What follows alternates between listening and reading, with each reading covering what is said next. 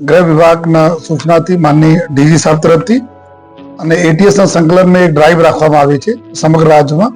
એવા ગુનાઓ જો લગભગ ઇન્ટરનેશનલ પ્રકારના ગુનાઓ હોય છે એમાં જો છેલ્લા 30 વર્ષના ડેટા અમે લોકો લીધા, જે લોકો સામેલ હોય છે, ખાસ કરીને હથિયાર ધારાના જો કેસીસ, જો વેપન્સ વગેરેના સપ્લાયમાં વેપન સાથે પકડાયેલા છે, એવા છેલ્લા 30 વર્ષમાં કુલ લગભગ જો 1717 જેટલા એવા લોકો છે જો પકડાય છે.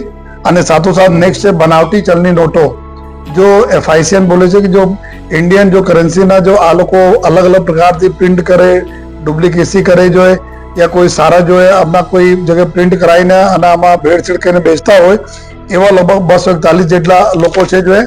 અને પછી જો આપણા એક્સપ્લોઝિવ એક્ટ હેઠળ જો ભૂતકાળમાં જેટલા કોઈ બોમ્બ્સ વગેરે મળ્યા હોય, આપણા સુરત એક હિસ્ટ્રી ધરાવે છે કે બ્લાસ્ટ સાથે જોડેલા લોકો બી અહીંયા છે જો. તો એક્સપ્લોઝિવ એક્ટમાં મોટા કોઈ જથ્થા રાખવાના આ પ્રકારના કેસીસના જો આરોપીઓ હતા, કુલ 265 જેટલા આ લોકો આરોપીઓ છે. અને પછી એના પછી જો સિરિયસ જો પહેલે આપણા એવા એક્ટ છે જે ટેરર રિલેટેડ એક્ટ હતા, જેમાં ટાડા, પોટા અને ગુસ્સીટોક જેવા એક્ટો છે. આ એક્ટમાં જેટલા લોકો પકડાયેલા છે આ લોકોનો જો એક માહિતી જોઈએ, જેમાં કુલ 233 જેટલા લોકો આવે.